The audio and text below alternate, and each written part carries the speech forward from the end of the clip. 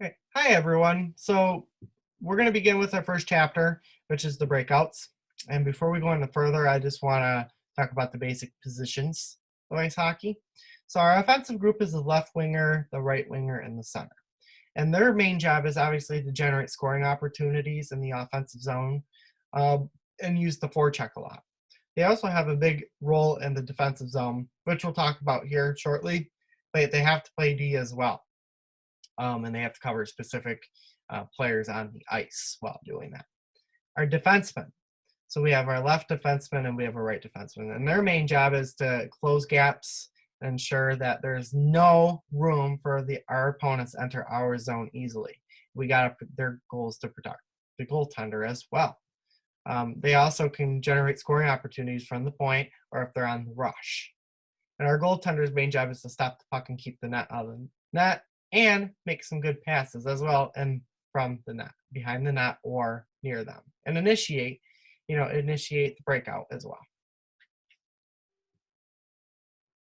So a breakout is initiated when the team's puck is in a defensive zone. And all 5 skaters and the goaltender must be involved to exit the zone successfully. So usually breakouts, we can't be slow on these breakouts. And if teams are slow on breakouts, they do not get out of the zone well, and they're trapped in the defensive zone until a whistle, and until they make, well, technically, when the whistle's blown, they get off the ice if needed, but usually a breakout, we get out of the zone when the breakout's used, and we have to use the breakout. And breakouts take place from a dump in by the other team, so that's when the team dumps in the puck in our own zone, and they use the forecheck to go get it. Off rebounds, so that's where the player takes a shot off the goalie's pads and looks for a rebound. And our defenseman or whoever's there would initiate the breakout. And for number 1 for the dump in, it's the same thing. An intercepted pass, so it just depends. So if we have an intercepted pass, we can use the breakout to initiate our start moving up the ice. And when a player takes the puck away from the opposition, so same thing. We can move back to the defensive zone, start it up. It just depends on the situation. And breakouts are not just for the defensive zone, it's just, and also in the neutral zone, we can use it as well. Obviously not in the offensive zone because that's where we're shooting the puck, but we could use it there. And usually in our defensive zone, opponents use a forechecking, and it's very difficult to use breakouts when that happens. So we're going to have to work our way through that, and we must realize where it's coming from. If we don't, we're not going to get out of the zone. We have to be quick. And if we understand the breakout concepts, how to do it, and be quick on it and acknowledge what the other team is trying to do and where they're going to go, reading the play, then we're going to be successful on the breakout.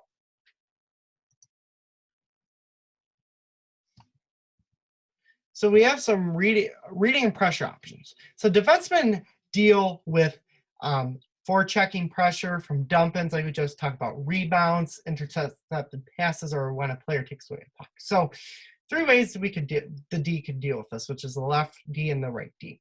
So number 1 is the no forechecking pressure. So that's when the D is very concerned about getting back quickly and collecting the puck and turning up ice. So in this case, the D if there's no forechecking pressure, you still got to be quick to get back, but you slow the play down and look for options that's available. Like you kind of think in the same moment you're playing.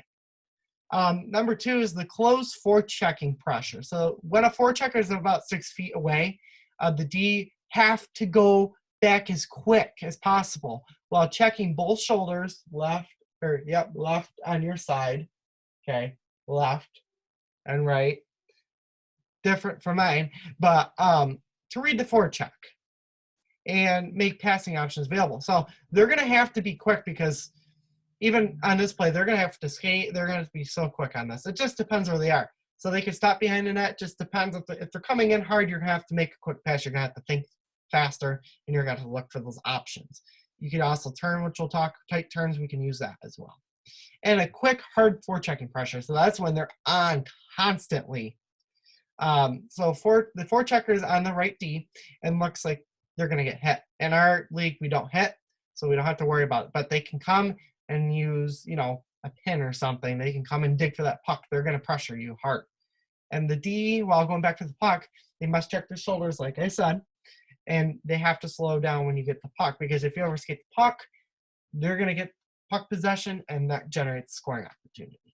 We always have to look to protect the puck, so we got to slow down and then start speed again. It just depends on the situation. We'll work on that throughout practice, but always protect the puck. That's the goal. Always have it on your stick. Our team always has to have the puck. That's the goal. So supporting the breakout. So all three forwards have a key responsibility in the breakout, which is providing support options.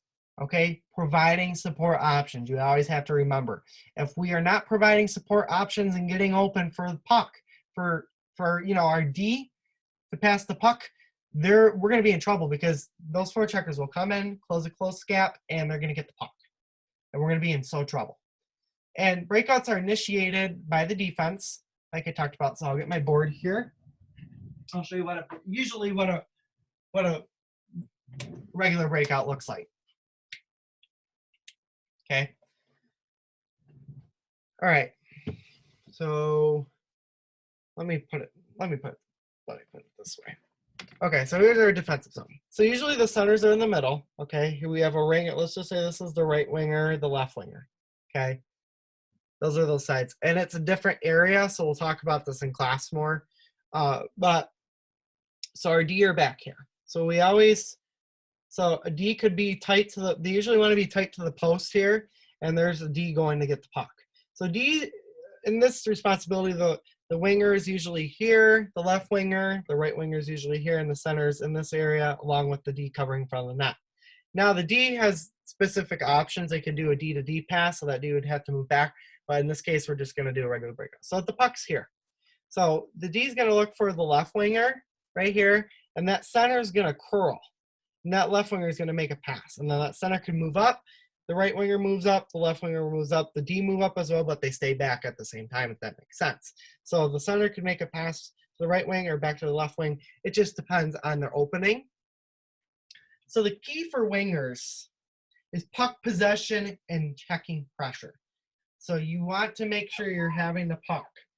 And once you see the D or the center get puck control with less forechecking pressure, you have to move in the neutral zone and look for the stretch pass. And there is something called the stretch pass play, which I'll show you here in a diagram. This moves the D's opponent back, and they often get caught loose. And they don't even acknowledge the fact that we don't have a stretch player out there. They're usually focused on the play. Now they might catch the eye, but you want to make sure they're distracted with the puck. So you can move. You have to move laterally. You have to move differently. You have to move with the puck. You have to draw their attention to the puck. And loose gaps often give us plays in front of the defensive team and have more time. So, opponents. So usually if we have loose gaps and we're not filling in our positions, they're going to score. And that's going to create more space for them. And we want to have a main objective: eliminate time and space. Eliminate time and space. That's very important to do. If we do not eliminate time and space by doing all these, what we talked about so far, we will be in our defensive zone the whole time and will not get a lot of scoring opportunities and will not get a lot of rushes up the ice. So now we're going to take a look at the breakout stretch play. So I'll get my pointer here. Okay, so in this play, so we just talked about the regular breakout, but this builds upon this. So what we talk about is, okay, so our D2 is in front of the net, always, because the center's curling. So once that center curls, we have to have somebody in front of the net. Okay, the D picks up the pucks, makes a tight turn. While that D turns, the left wing is moving up the ice. So that D is going to make a pass up to the left wing. Or if the left winger is not available, the D can see the right winger that's going to be moving up here, make that stretch pass play, and the right winger will have a breakaway. Okay, so that's very important to have. Or the left winger can move in and, right winger move up. Maybe they have a 2-on-0. Just depends on the situation. But usually what we want to do is look for that right winger moving up because it gets a 1-on-0 with the goalie. And that's extremely important to do. Now I'm going to talk about each position in the breakout. So we have our center. Centers play low in the defensive zone. So again, I'm going to get my board here. and I'll show you. And like I say, any player could be the low player. It depends on the forechecking situation. So low players usually play very good in the coverage and breakout situations. They get involved with the puck and back from the opposition. They provide defensive support. And they must be available for a pass and be prepared in a position to act defensively if there is a turnover. So let me show you like what the low player is, okay?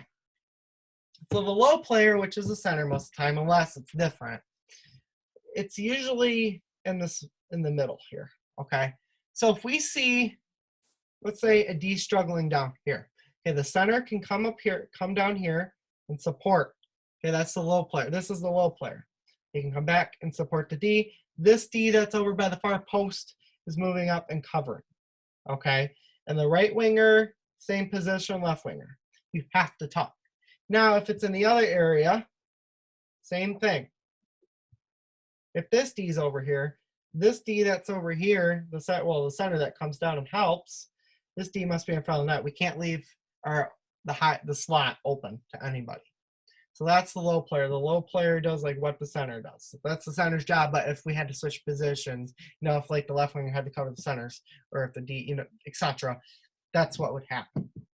And centers, you have to come underneath the pass and skate into the support option. So I'll show you that option here right now. So, okay, so when we get the puck, okay, the D's behind the net. Okay, here's the center, right wing, left wing, and a D right here. We'll just say a D.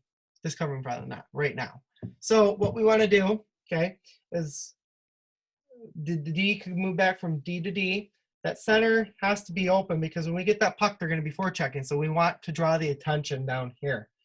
I mean, we have to be quick though. So that center has to be open over here for that pass, and they can make the left wing or the right wing. Or the D can make that pass to the left wing and right to the center. So the center has to be open all times to provide options either to the defenseman or the wingers. And we have to be cautious. Centers must be cautious because if anything happens, the center or the low forward must be ready to defend. So turnovers, centers are always in the slot. They have to be, unless the D needs support and they communicate, say, I need help. They come down and support, and then that D comes up and fills that spot, and etc.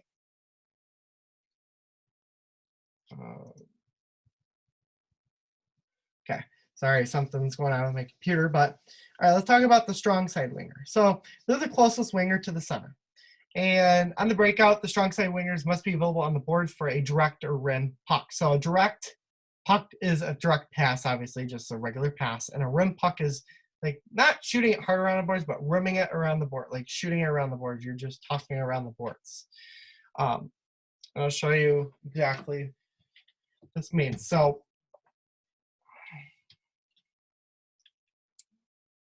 okay. So I'll show you what this means. So we'll talk about this more. So we have the center right here. This is our strong side winger. So let's just say the right side winger, okay? So they could be, so if the D is right here, they could be, that's a rim pass going around the boards, but the direct pass is like that, okay? It just depends. So that's, the center must be, and right wing must be close. That's strong side winger. And they have to be in a high position by the circle so the pass from the defenseman to the center advances the puck as far up the ice as possible.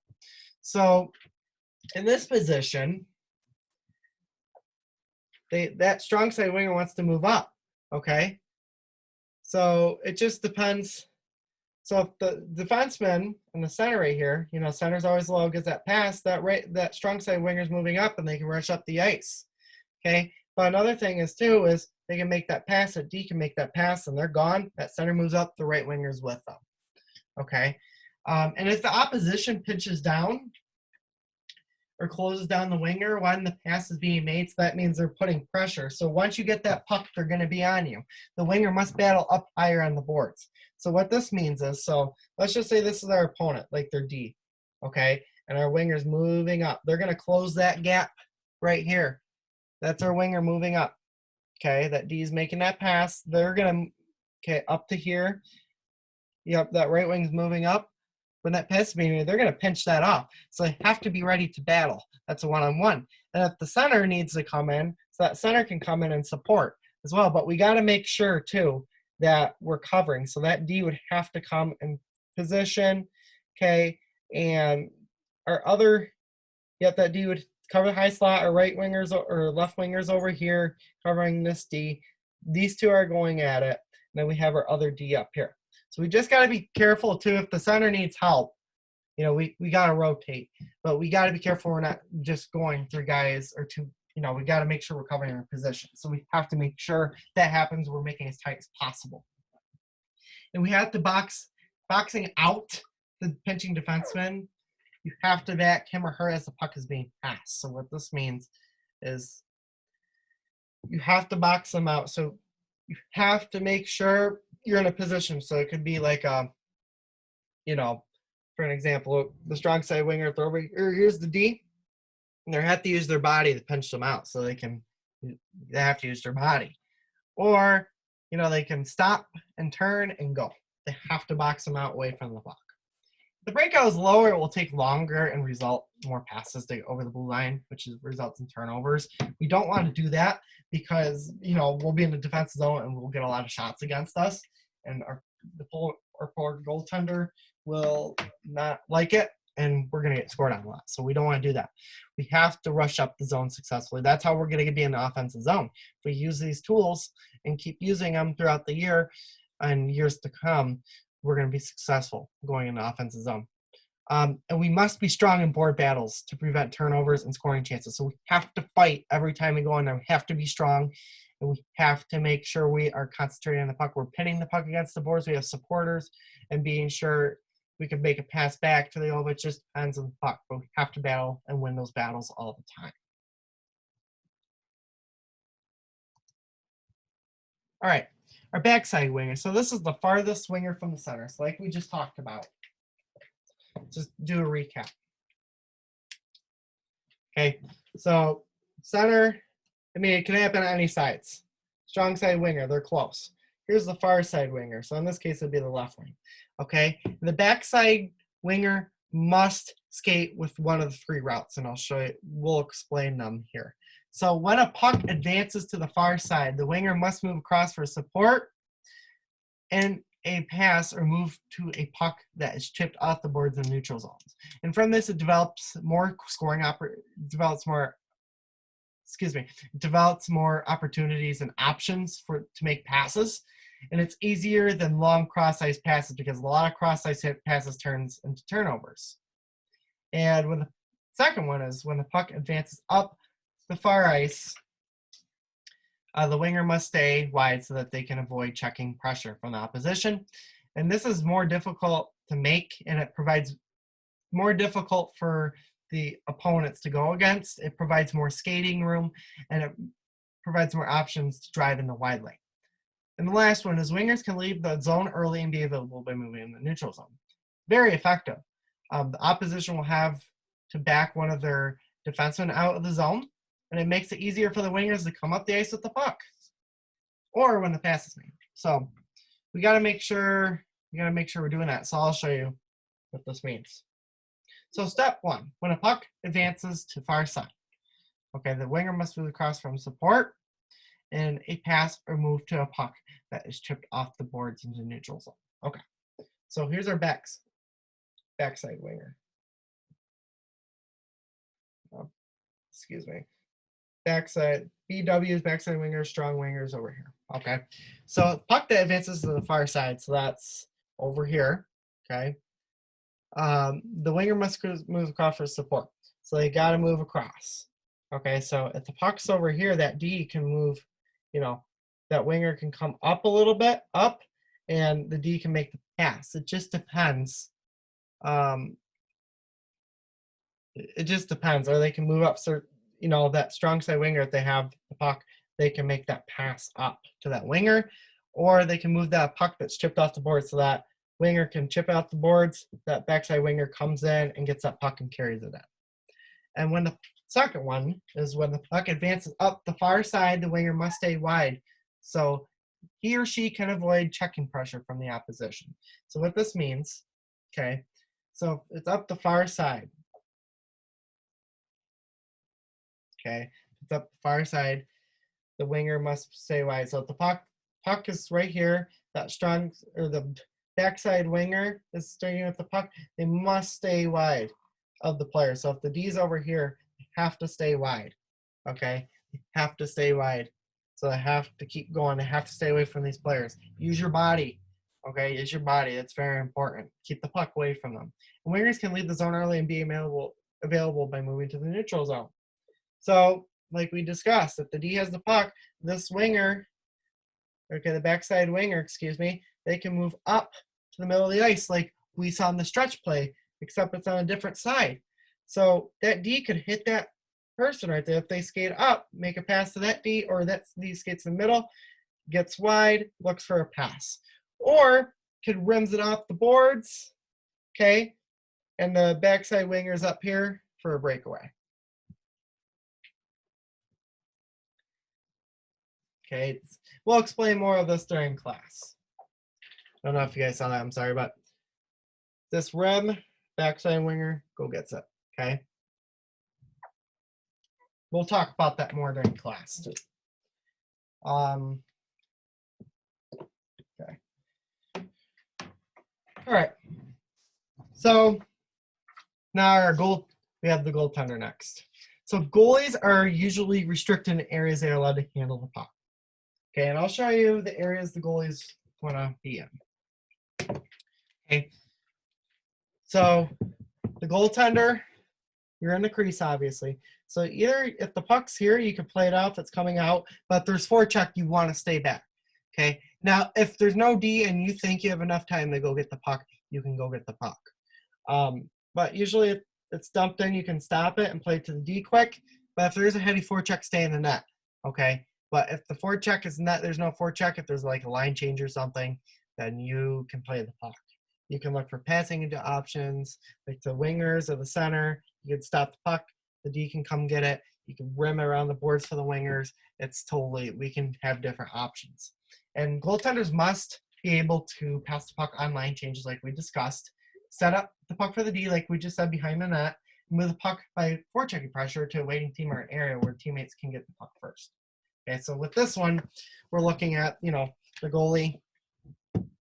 So if the forecheck is coming, like we just talked about, if here's the forechecker coming, they can come out and play that puck to over here to that winger if they're over there. So play goes up quicker. And when playing the puck, goalies must check their options, okay? Now, you might not have enough time to do that, but you always want to make sure before playing the puck, you overview the play, and that way you read the play as well to make the best decision. And you have to communicate with each other. So the players say, hey, I'm open, give me the puck. Okay, you have to listen to your teammates. You have to communicate with each other. You can't, it's going to be a process, but you have to play the puck quick. And goalies provide an extra option on the breakout and save the defense from getting hit from the forechecker. So it slows that forecheck down from the opposition. And I'll show you a couple examples here. So we take a look. So here's a couple options. So the goalie, okay, they can go behind the net, stop the puck, and there's a D that comes down, it goes right here, pass it to D1, or the goalie can come out, take it off the boards, make a pass to the forward up here that goes off the boards, or if that option is not available, if they're pinching the opposition, goaltender can make a pass up there. Or if those two options are not available, they can make a pass up here to the other forward. Just depends on the situation. Let's see. Okay. So our defense. So this is the left defenseman and the right defenseman.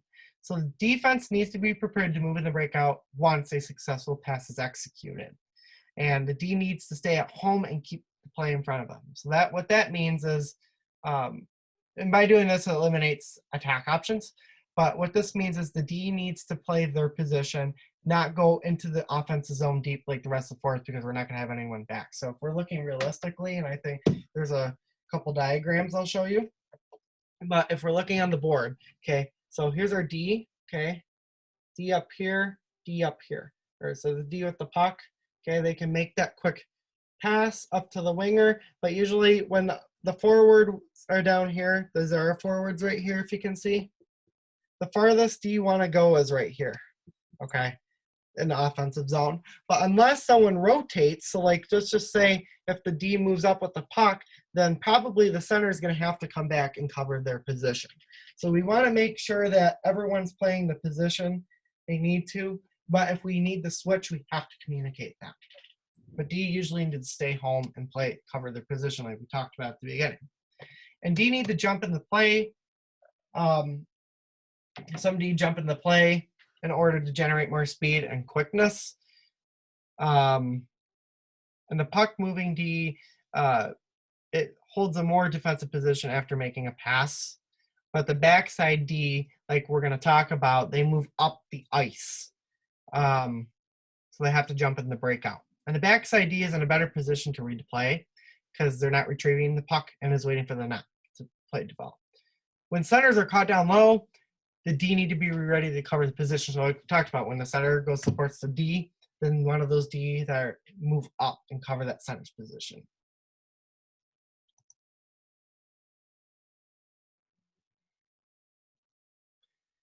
Okay, so so we have the backside and puck moving D. So let's take a look at the first option, okay? So we have D2. Okay. So that's the puck carrier like we talked about, right? The puck defenseman. That's your backside D waiting to move. So that makes a quick pass to the right winger, and that while the D is moving up, moving into the play with the left winger.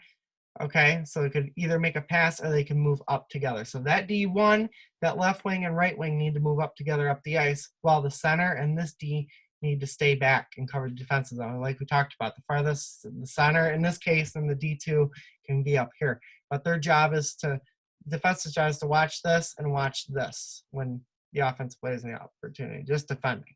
And providing opportunities and shots towards the net. Now another one we have, okay, so the D2 is forcing, okay? So if we're looking, I can't really go down because of this, but D2 is forcing, so those O's down there, that's opposition. So if we're looking at it, D2 needs to block the pass off. So that will force a turnover so that center can pick up that puck right there, okay, down here, and pass it up to the right winger. And that D, you know, D2 is the not a puck, but puck possession. No, he forced turnover, he or she. And this one's that backside D looking to move up into the play. So the right winger can pass to the D1 or can skate up and make a pass up here to the D1 while moving up, or can make a pass over here to the left wing. But in this case, D1, the left wing and right wing need to move up, and the D2 and the center need to stay back.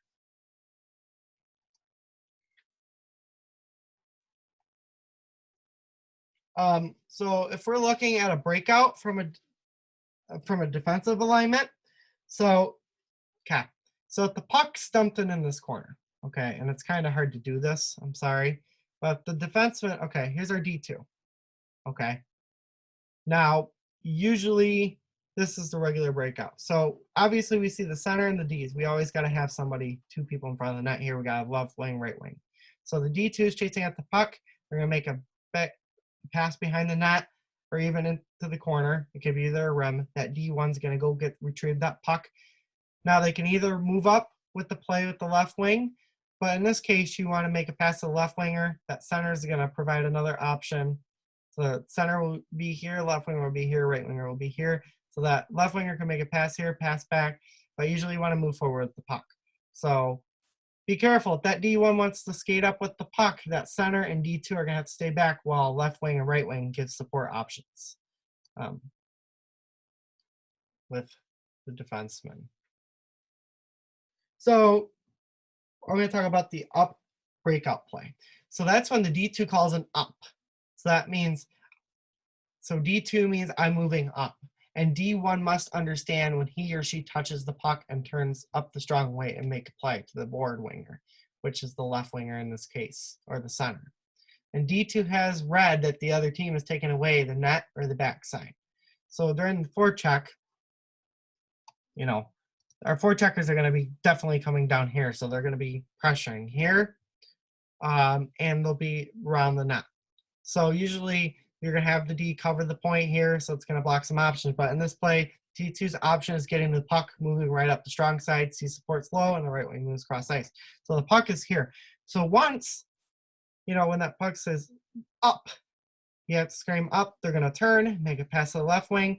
And that left wing could either make a pass to the right wing to move up the ice more. Right wing can stop up here, wait for the others, or the left wing can carry the puck, or even make a drop pass to this D, and the D can rush the puck up with left wing and the right winger, while the center or the D2, D2 is going to rush up, and D1's going to make a pass, or D2 could stay back. But in this case, D2 is ready to generate that push.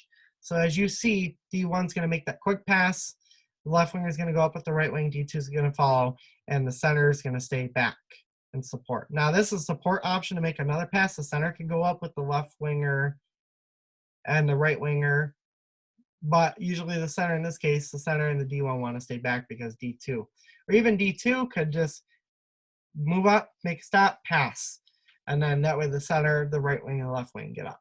And we'll talk about that more here. All right, so the over breakout play. So that's when D1 picks up the puck and D2 sees the opponent has flooded one side of the ice, and D2 moves to the opposite corner and calls for an overplay.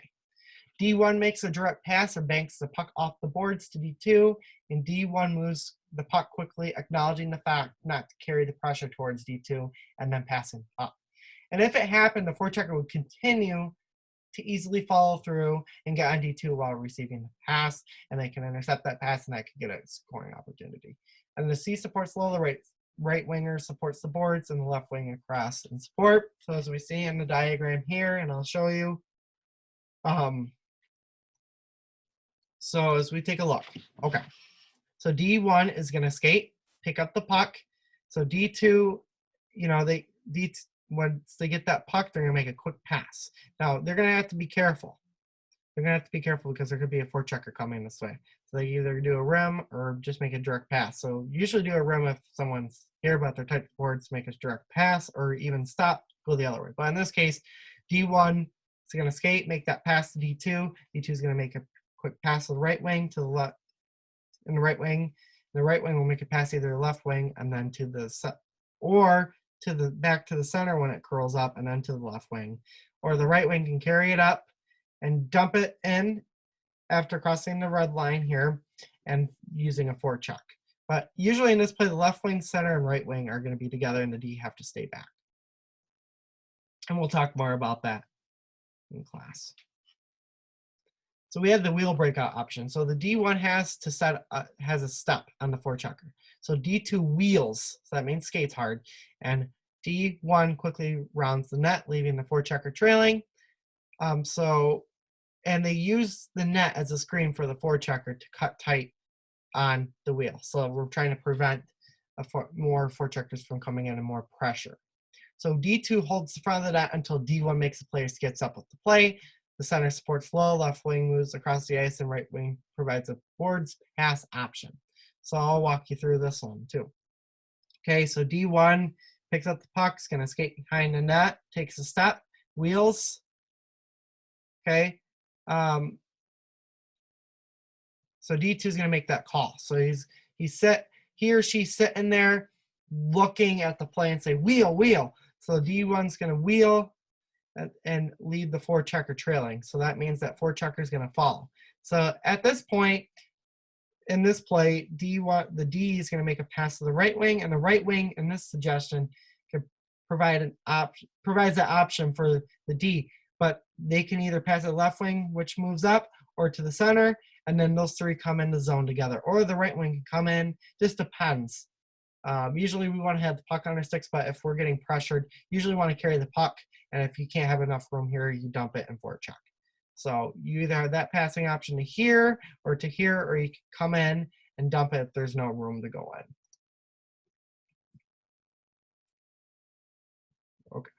So we have the reverse breakout option 1. So this means when D1 picks up the puck and attempts to lose the forechecker by going around the net, and D2 sees that the forechecker is right of his or her partner, so he or she calls a reverse. So that means you turn. So you have to make a tight turn. D1 banks the puck off the boards and behind the forechecker to D2. C supports by moving with D1 and then back low through the slot once the reverse pass was made.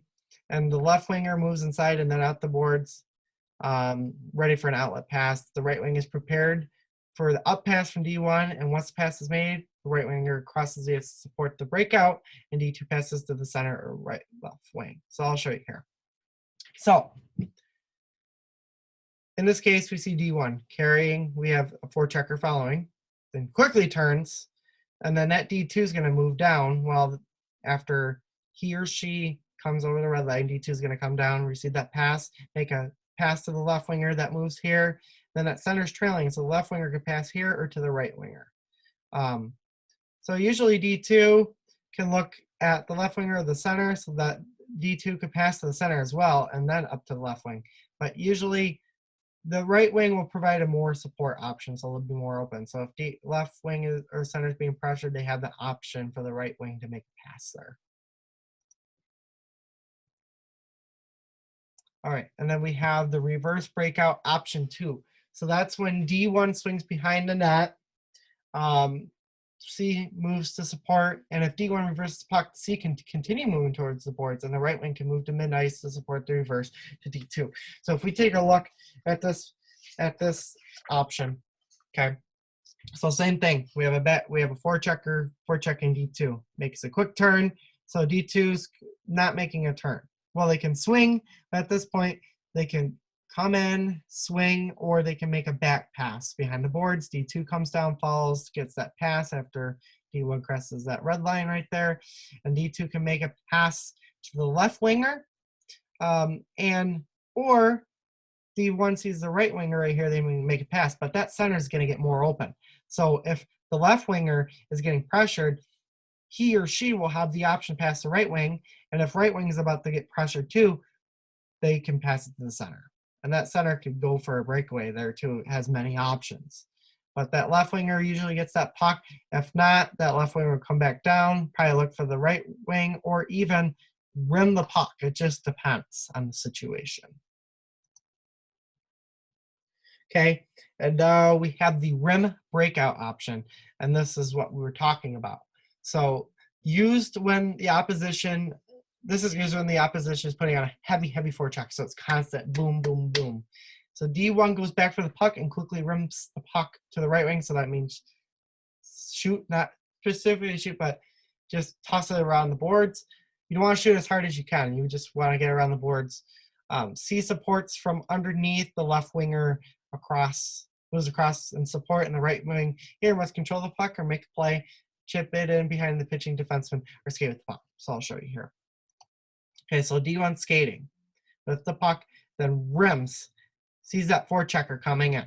Okay, rims it. So the right winger must get to the boards. Okay, they control the puck, make a play. They gather the puck. Okay, they can either skate with the puck into the zone, or they can move it up and dump it in, and then we could use our forechecking system, which we'll talk about here soon.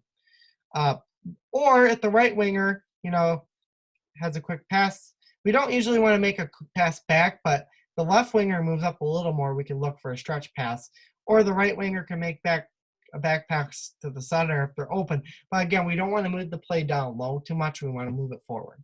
But if we have a lot of forechecking coming in, we can have the center. We can make that provide option like a back pass. So we can either provide it back here, and then we can a nice quick pass up here, and then we can get in the zone if there's too much pressure. But it depends. In this situation, the right wing wants to take the puck and make a play, or either skate and pitch it in, or just skate in the zone. So the blue stretch controlled breakout. So that's when D1 waits behind the net for the center to move back with speed. The center swings with speed behind the net. The D2 swings the opposite corner. The left wing waits at the corner of the close blue line, and the right wing at the corner of the far blue line. So I'll show you here. So we have two examples. Okay, so the center's coming behind the net. Okay, they're trying to pick up speed. They can pick up the puck. Okay, center.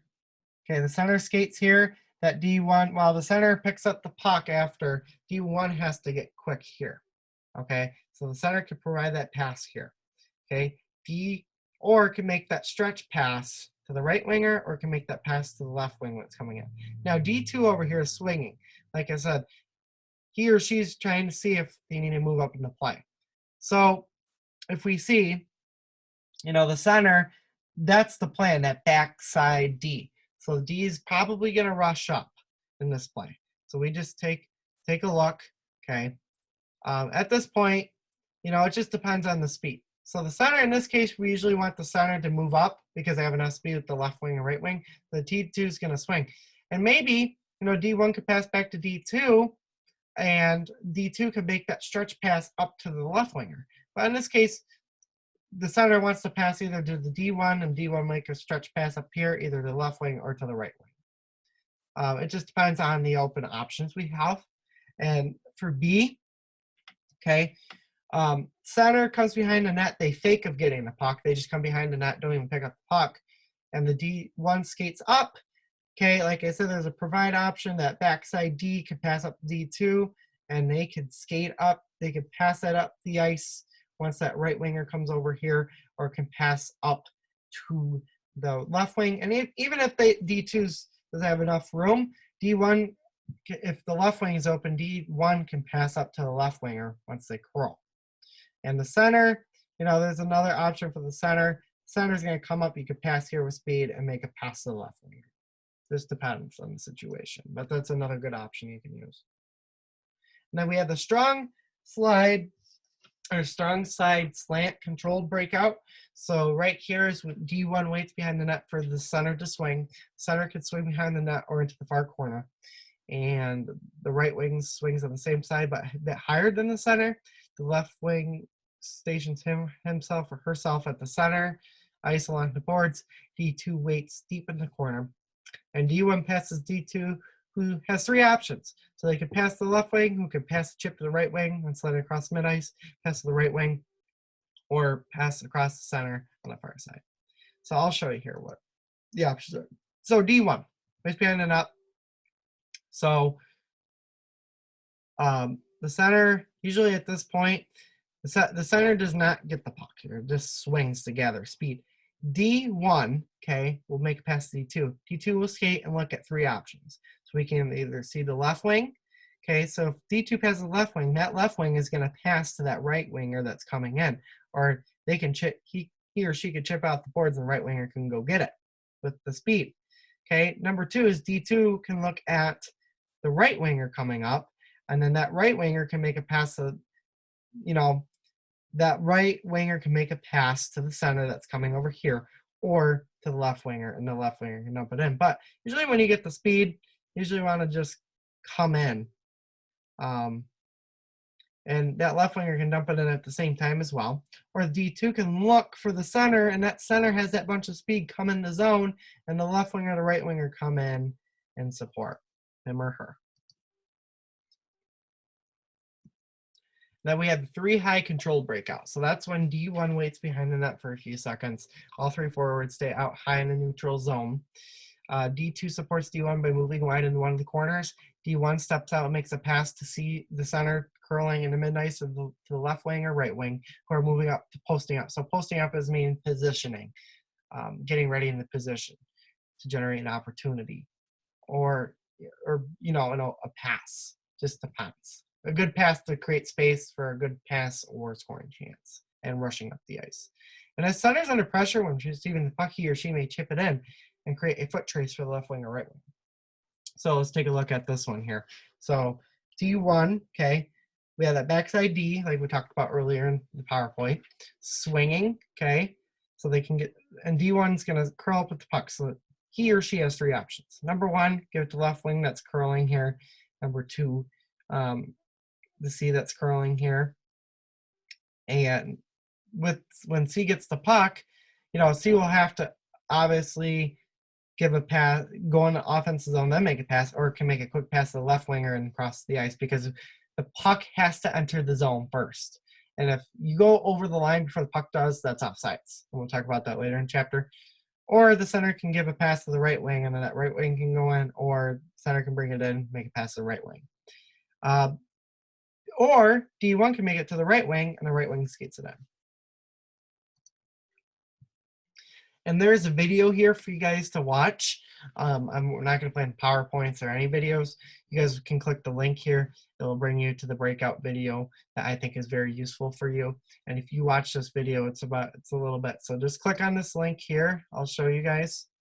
Hey there, and it will tell you guys how to execute the breakout. So make sure you guys do that, and you guys will be all set. All right, guys, hope you understood this, and looking forward to discussing more of this throughout the course and applying this to the year.